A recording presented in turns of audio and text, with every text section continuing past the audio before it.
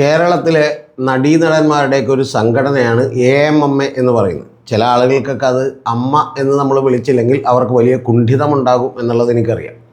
കാരണം ഒരിക്കൽ ശ്വേതാ മേനോനൊക്കെ തന്നെ സ്മൃതി പരുത്തിക്കാടിൻ്റെ അടുത്ത് AMMA എന്ന് പറയുന്നതിനെക്കുറിച്ച് ദേഷ്യപ്പെടുകയും നിങ്ങളെന്താ ആക്കുകയാണോ കളിയാക്കുകയാണോ എന്നൊക്കെ ചോദിച്ച് ദേഷ്യപ്പെടുന്നതൊക്കെ ഞാൻ കേട്ടു.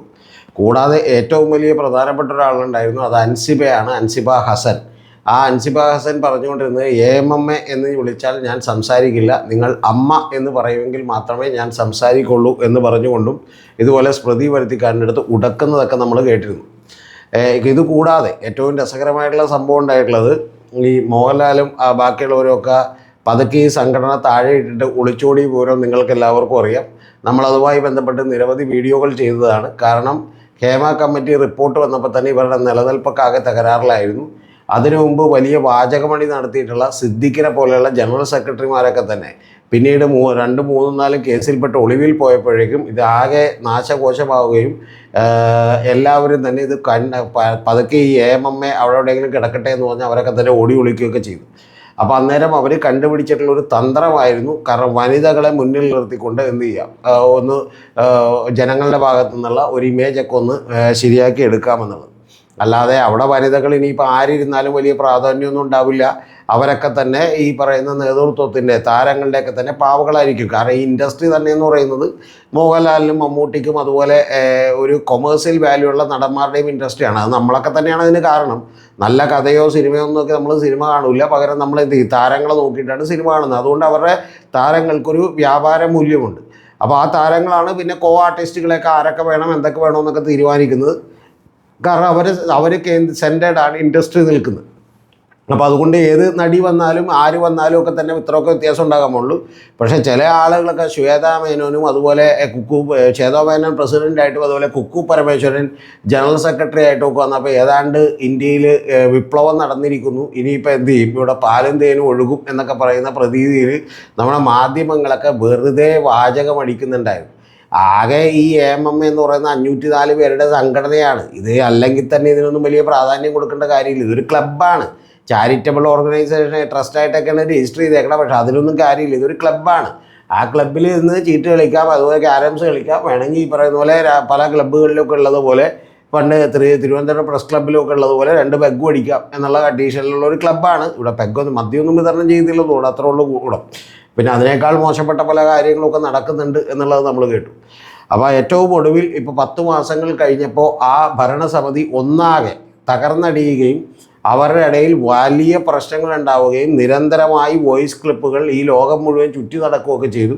അതിലുള്ള ചില പരാതികളൊക്കെ വായിച്ചാൽ നമ്മൾ തന്നെ അന്തിച്ചു പോകും. കാരണം ഇങ്ങനെയൊക്കെ സാധാരണ ആൾക്കാർ ചെയ്യുമെന്നുള്ളത്. കാരണം നീനാക്കുറുപ്പിൻ്റെയൊക്കെ ഒരു പരാതിയൊക്കെ ഉണ്ട്, ആ പരാതി കേൾക്കണം. നീനാക്കുറുപ്പിനെ വിളിച്ചിട്ടുള്ള പുളിച്ച തെറിയും അമ്മയെ കൂട്ടി വിളിച്ചതൊക്കെ അടക്കം നിരവധി കാര്യങ്ങളൊക്കെ കേട്ടാൽ നമ്മൾ അത്ഭുതപ്പെട്ടു. കൂടാതെ അൻസിബ ഹസൻ്റെയൊക്കെ തന്നെ മറ്റേ ഞാനിപ്പോൾ അത് പറയണോ വേണ്ടെന്ന് ആലോചിക്കുകയാണ്. രണ്ടാനച്ഛനുമായിട്ടും അതുപോലെ തന്നെയുള്ള പല കാര്യങ്ങളൊക്കെ പറഞ്ഞേക്കണത് കേട്ടാൽ ഇത്രമാത്രം മോശപ്പെട്ട ആളുകളാണ് ഈ സിനിമയിലുള്ളത് എന്ന് നമ്മൾ വിചാരിക്കും. എന്താണെങ്കിലും അവരുടെ ഈ പറയുന്ന പോലെ വേഷം കെട്ടുകളും അതുപോലെ തന്നെ ആഭാസ നൃത്തങ്ങളും അവരുടെ അവിഹിത കഥകളും ഒക്കെ തന്നെ ഇപ്പോൾ തൽക്കാലത്തേക്ക് മരവിപ്പിക്കും എന്നുള്ളതാണ്. അത് യഥാർത്ഥത്തിൽ ചില യൂട്യൂബേഴ്സിനെ വല്ലാതെ സങ്കടപ്പെടുത്തും എന്നുള്ളതൊരു കാര്യമാണ്. ആ ചില യൂട്യൂബർ എന്നൊക്കെ പറഞ്ഞാൽ പുള്ളി ഏതാണ്ട് അവിടെ തന്നെ താമസിക്കണമായിട്ടാണ് നമുക്ക് ഒന്ന്. കാരണം എക്സിക്യൂട്ടീവ് കമ്മിറ്റി എന്ന് പറയുന്ന 17 അംഗ ഒരു കമ്മിറ്റിയുണ്ട്, ഒരു ചെറിയ കമ്മിറ്റി. പക്ഷേ ഇവരൊക്കെ വർത്തമാനമൊക്കെ കേട്ടാൽ മറ്റേ യൂട്യൂബറൊക്കെ നിന്നും ചില ചോദ്യങ്ങളും ചോദിക്കുന്നുണ്ട്. ഈസിയിൽ അങ്ങനെ തീരുമാനമെടുത്തില്ലേ ശ്വേതാ മേനോൻ മാം എന്നൊക്കെ ചോദിക്കുന്നുണ്ട്. അപ്പോൾ ശ്വേത ഈസിയിൽ അങ്ങനെ തീരുമാനമെടുത്തു. ഈസി എന്ന് പറഞ്ഞാൽ എന്താ, വല്ല ഇന്ത്യ പാർലമെൻറ്റോ അല്ലെങ്കിൽ കേരള മന്ത്രിസഭയോ ഒക്കെയാണ്, ഇതൊന്നും അല്ലല്ലോ. അല്ലെങ്കിൽ മറ്റേ ഐക്യരാഷ്ട്രസഭയൊക്കെയാണ്. വെറുതെ കുറേ പേര് കൂടിയിരുന്ന് എന്തെങ്കിലുമൊക്കെ പറയുന്നു, അതുപോലെ തീരുമാനങ്ങൾ എടുക്കുന്നു. ആ തീരുമാനങ്ങളൊക്കെ തന്നെ വെറും അളിഞ്ഞ തീരുമാനങ്ങളാണ്. എന്താണെങ്കിലും ശരി, അവരൊക്കെ തന്നെ രാജിവെച്ചിരിക്കുന്നു. എനിക്ക് ഏറ്റവും വലിയ രസകരമായി തോന്നിയത് ഈ ശ്വേതാ മേനോൻ വന്നപ്പോൾ ആദ്യമേ പറഞ്ഞത് ഇവിടെ നിന്ന് ആക്രമിക്കപ്പെട്ട നടിയടക്കമുള്ള എല്ലാവരെയും ഞാൻ തിരിച്ചു കൊണ്ടുവരുന്നൊക്കെ വെറുതെ ഒരു അടിയടിച്ചു. പിന്നെ അവർ അതിനെക്കുറിച്ചൊന്നും വേണ്ടിയില്ല, അവർ വിട്ടിട്ട് പോയതല്ലേ, താല്പര്യമുണ്ടെങ്കിൽ അവർക്ക് വരാമെന്നൊക്കെയായി രണ്ടാമത്. ഏറ്റവും വലിയ തമാശ ഇപ്പോൾ ശ്വേതാ മേനോൻ ആര് തിരിച്ചെടുക്കുക എന്നുള്ളതാണ്. കാരണം ശ്വേതാ മേനോൻ ഇന്നലെ AMMAയിൽ നിന്ന് പ്രാഥമിക അംഗത്വം വരെ രാജിവെച്ചു. നിങ്ങളൊന്ന് മനസ്സിലാക്കണം, വെറുതെ AMMAയുടെ പ്രസിഡൻ്റായിരുന്നു, പ്രസിഡൻറ്റിങ്ങനെ തിരിഞ്ഞു വന്നതല്ല, പകരം പ്രാഥമിക അംഗത്വം കൂടി രാജിവെച്ചിരിക്കുന്നു എന്നാണ്. എന്ന് പറഞ്ഞാൽ മെമ്പർഷിപ്പ് പോലും ഇല്ലാതായി. അതുപോലെ നിരവധി ആളുകൾ കൂട്ടത്തിൽ ഈ ഭാരവാഹിത്വത്തിലൊന്നും ഇല്ലാതിരുന്ന മല്ലിക സുകുമാരൻ കൂടി രാജിവെച്ചിട്ടുണ്ട്.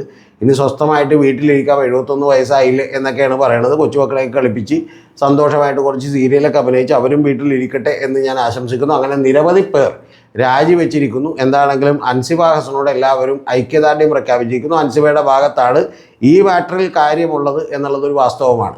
ഇതൊക്കെ പറയുമ്പോഴും മറ്റൊരു അജണ്ട കൂടി ഇതിൻ്റെ പുറകിലുണ്ട് കേട്ടോ, അതുകൂടി കാണാതെ പോരുത്. 67 ലക്ഷം രൂപയുടെ ക്രമക്കേടുണ്ട്. കാരണം കണക്കുകൾ കൃത്യമായിട്ട് വെക്കാൻ പറ്റിയില്ല എന്നൊക്കെയുള്ള ആൾ പറയുന്നത്.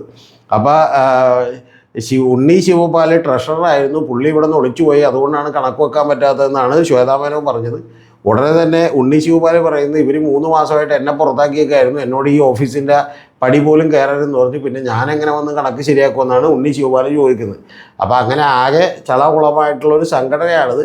അപ്പോൾ ആ സംഘടനയിൽ കണക്ക് വെക്കാൻ പോലും പറ്റാതെ 45 ദിവസം ശ്വേതാമേനോൻ ചോദിച്ചു, അത് കൊടുക്കാൻ പറ്റില്ലെന്ന് പറഞ്ഞു.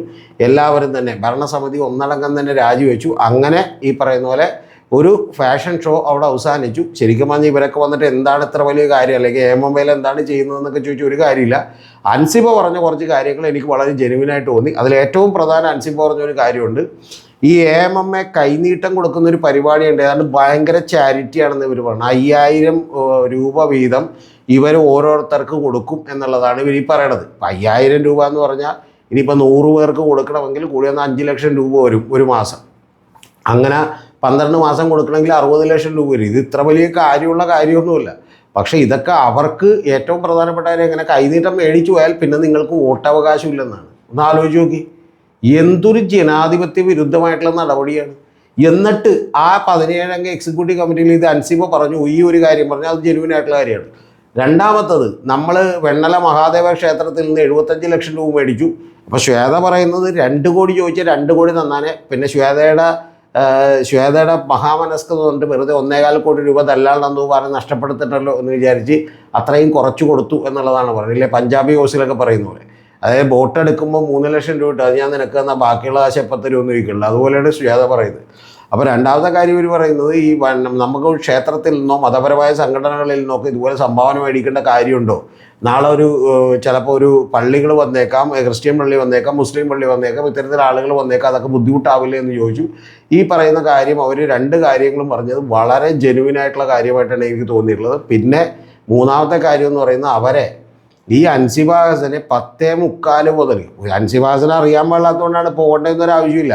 ലക്ഷ്മി പ്രിയക്ക് ഇവരൊരു മെസ്സേജ് അയച്ചു. ലക്ഷ്മി പ്രിയ എന്നല്ലിട്ട് അവരുടെ പേരൊരു മുസ്ലിം പേരാണ്. അവരിപ്പോൾ ഏറ്റവും വലിയ ഹിന്ദുവായി മാറിയിരിക്കുകയാണ്. അപ്പോൾ അവർ ശരിക്കും പറഞ്ഞിട്ടുണ്ടെങ്കിൽ അവർക്കൊരു മെസ്സേജ് അയച്ചു, ചേച്ചി ഇങ്ങനെയൊന്ന് ഫോട്ടോ എടുത്തല്ലേ, ഇതൊക്കെ മോശമല്ലേ എന്ന് ചോദിച്ചൊരു മെസ്സേജ് അയച്ചു. ആ മെസ്സേജ് അയച്ചപ്പോഴത്തേക്കെന്ന് പറഞ്ഞാൽ നമ്മുടെ പോലീസിന് വേറെ പണിയൊന്നുമില്ലല്ലോ. രേഷ്മ എന്ന് പറയുന്ന ഏതോ SHO, ഹിൽ പാലസ് വനിതാ സ്റ്റേഷനിലെ SHO വിളിച്ചിരുത്തിയിട്ട് ഇവരെ 10:45 ഇവരവിടെ ചെന്നിട്ട് ഇവരൊരു 3-3:30 അവിടെ നിന്ന് വിട്ടേക്കണം. ഒന്ന് ആലോചിച്ച് നോക്കി, 4-5 മണിക്കൂർ നിർത്തിയിട്ട് ഈ ലക്ഷ്മി പ്രിയയും ഹസ്ബൻഡും ഒക്കെ കൂടി ഇവരെ ചോദ്യം ചെയ്തു. അതിന് 6 പേർക്ക് അവകാശം കൊടുത്ത് എന്ത് കാര്യമായിരിക്കണത് ചോദ്യം ചെയ്യാൻ? അത് കഴിഞ്ഞതിന് ശേഷം അൻസിബ ഹസൻ വീണ്ടും ഇവർക്കെതിരെ പരാതി കൊടുത്തപ്പോൾ പോലീസ് തന്നെ അന്വേഷിച്ച് പോലീസ് തന്നെ അവരെ കുറ്റമുക്തരാക്കി. ഈ ലക്ഷ്മി പ്രിയയുടെ പരാതിയിലും കഴമ്പില്ല, ഇതിലും കഴമ്പില്ലെന്ന് പറഞ്ഞേക്കണം. ഇപ്പോൾ ഏറ്റവും ഒടുവിൽ ഞാൻ കാത്തിരിക്കുന്ന ഒരു കാര്യം എന്ന് പറയുന്നത്, ലക്ഷ്മി പ്രിയ 10 കോടി രൂപ നഷ്ടപരിഹാരം ചോദിച്ച് കേസ് കൊടുക്കുമെന്ന് പറഞ്ഞാണ്. നഷ്ടപരിഹാരം ചോദിച്ച് മാനനഷ്ടത്തിന് കേസ് കൊടുക്കാമെന്നൊക്കെ ഡയലോഗൊക്കെ വിടാം. ഇവിടെ യഥാർത്ഥത്തിൽ നമ്മുടെ വലിയ മുതലാളിയായിട്ടുള്ള ലുലു, ആ യൂസഫ് അലി മുതലാളി തന്നെ യഥാർത്ഥത്തിൽ ക്രൈം നന്ദകുമാറിനെതിരെ ഇതുപോലെ 100 കോടി രൂപ വക്കീൽ നോട്ടീസ് അയച്ചു കേസ് കൊടുക്കാൻ വേണ്ടി. 100 കോടി വക്കീൽ നോട്ടീസ് അയച്ചപ്പോൾ ഉണ്ടായിരുന്നു, പക്ഷേ കേസ് കൊടുത്തപ്പോഴേക്കും അത് 10 കോടിയായി. കാരണം കേസ് കൊടുക്കുമ്പോഴുള്ള പ്രശ്നം എന്ന് പറഞ്ഞാൽ, സിവിൽ കേസാണ് കൊടുക്കുന്നതെങ്കിൽ അതിൻ്റെ 10% കൂടെ കെട്ടിവെക്കണം. അപ്പോൾ 10% കെട്ടിവെക്കണമെന്ന് പറഞ്ഞാൽ 100 കോടി രൂപ ആവശ്യപ്പെട്ടാൽ 10 കോടി രൂപ കെട്ടിവെക്കണം. 10 കോടി രൂപ ആവശ്യപ്പെട്ടാൽ 1 കോടി രൂപ കെട്ടിവെക്കണം. ഇനി കെട്ടിവെച്ചാലും പോരാ, അടുത്ത തലവേദനയുണ്ട്, എന്നാലേ കേസെടുക്കാൻ പറ്റുള്ളൂ. രണ്ടാമത്തത്, നമുക്ക് മാനമുണ്ട് എന്നുള്ളത് തെളിയിക്കണം. മൂന്നാമത്തത്, അത് നഷ്ടപ്പെട്ടു എന്നുള്ളത് തെളിയിക്കണം. അപ്പോൾ ഈ തലവേദനയൊക്കെ വരുമ്പോഴേക്കും ഉറപ്പായിട്ടും അവിടെ ചെല്ലുമ്പോഴത്തേക്കും മറ്റേ മെസ്സേജ് ഏതാണ്, ഏത് പരിപാടിക്കാണ് പോയത് എന്നൊക്കെ ഉള്ളത് അത് മറ്റേ വക്കീലന്മാരെ എടുത്തിട്ട് കുടയും. അവർ 150 ചോദ്യങ്ങൾ ചോദിക്കും. അവരല്ലെങ്കിൽ തന്നെ ഈ കൊനഷ്ട് കണ്ടുപിടിച്ച ആളുകളാണ്, ലോ കോളേജിൽ നിന്നൊക്കെ പഠിച്ചിറങ്ങുന്ന ആളുകൾ. അപ്പോൾ അതുകൊണ്ട് തന്നെ ഇതൊക്കെ വലിയ തലവേദനയാകുമെന്നുള്ളതാണ്. എന്താണെങ്കിലും ഈ ലക്ഷ്മി പ്രിയയും അതുപോലെ ശ്വേതാ മേനോനും ഒക്കെ AMMയിൽ നിന്ന് രാജിവെച്ചിരിക്കുന്നു. കൂടാതെ ഏതാണ് നമ്മുടെ 2-3 നടിമാർ, ഉഷാ ഹസീനയോ അതുപോലെ വേറെ ഏതോ നടിമാരൊക്കെ ഇവർ മരിച്ചാലും വരരുത്, AMMയുടെ റീത്ത് പോലും വെക്കരുതെന്നാണ് പറയുന്നത്. ഓരോരോ അവസ്ഥകളൊന്നും ആലോചിച്ച് നോക്കി. നേരത്തെ ഈ മുമ്പുണ്ടായിരുന്ന ഇതിൽ നിന്ന് പുറത്തു പോയിട്ടുള്ള റിമാ കല്ലിങ്കലും അതുപോലെ നിരവധി നടിമാരെയും ഭാവനയടക്കമുള്ള നിരവധി ആളുകളെ തിരികെ കൊണ്ടുവരാം എന്ന് പറഞ്ഞ്, രമ്യ നമ്പീശനൊക്കെ തിരികെ കൊണ്ടുവരാമെന്ന് പറഞ്ഞ് പ്രസിഡൻറ്റും സെക്രട്ടറിയുമായ, വൈസ് പ്രസിഡൻറ്റും ജോയിൻറ്റ് സെക്രട്ടറിയുമായിട്ടുള്ള ആളുകൾ അവർ തന്നെ ഇപ്പോൾ പുറത്തായിരിക്കുന്നു എന്ന് മാത്രമല്ല, അവർ പറയുന്നത് ഞാനാൽ ഒരു മരിച്ചാക്ക പോലും റീത്ത് വെക്കരുത്, റീത്ത് ഉണ്ടെങ്കിൽ പോലും മരിച്ച ഞാൻ എഴുന്നേറ്റ് വന്ന് വലിച്ചെറിയുമെന്നാണ്. എന്തൊക്കെ അവസ്ഥയാണ് ഈ കയറി. ശരിക്കും പറഞ്ഞാൽ നമ്മുടെ പഴയ പഴഞ്ചൊല്ലൊക്കെ നമ്മളെ ഓർത്തു പോവുകയാണ്.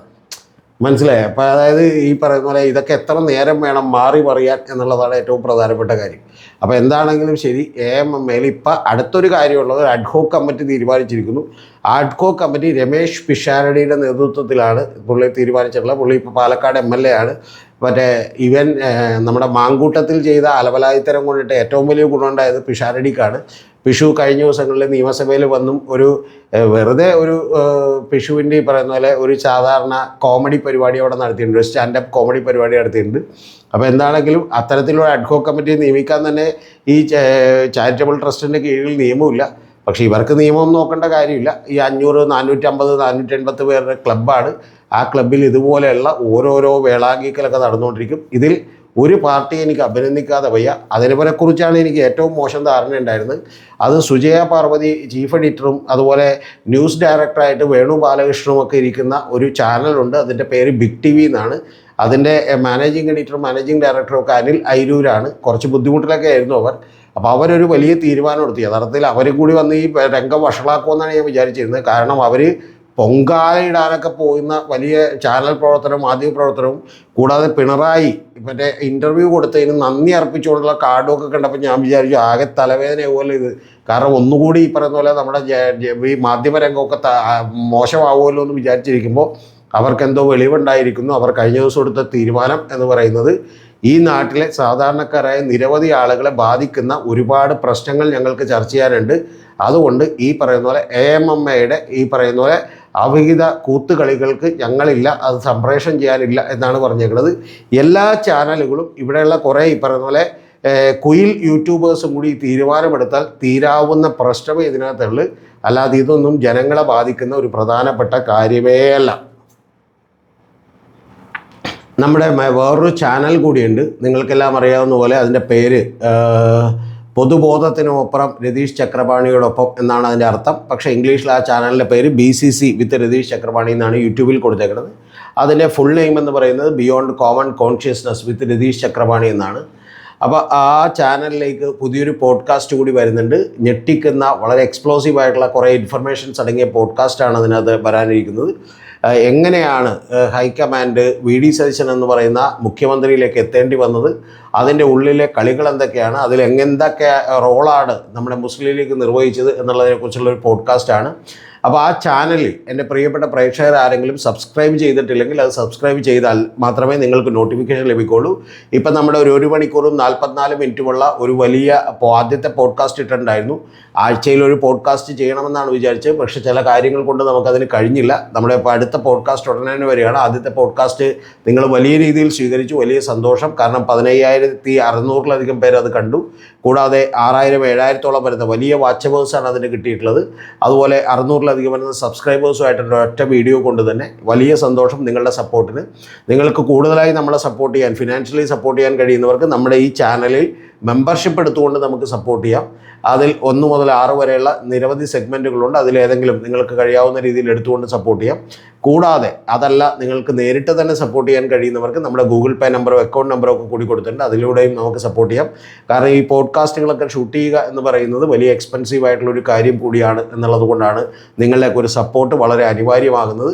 അപ്പോൾ ഏറ്റവും കുറഞ്ഞ പക്ഷം ഇനി ഇതൊന്നും ചെയ്യാൻ കഴിഞ്ഞില്ലെങ്കിലും നിങ്ങൾ വിഷമിക്കേണ്ട ആവശ്യമൊന്നുമില്ല. പക്ഷേ പ്രധാനപ്പെട്ട കാര്യമെന്ന് പറയുന്നത് നിങ്ങൾക്ക് ആ ചാനലിലെ സബ്സ്ക്രൈബ് ചെയ്തിട്ടുണ്ടെങ്കിൽ മാത്രമേ നമ്മുടെ അടുത്ത പോഡ്കാസ്റ്റിൻ്റെ വീഡിയോ നമ്മൾ അപ്പ് ചെയ്യുമ്പോൾ തന്നെ നിങ്ങൾക്ക് കിട്ടുള്ളൂ എന്നുള്ളത് ഞാനൊന്ന് ഉറപ്പിച്ചോട്ടെ.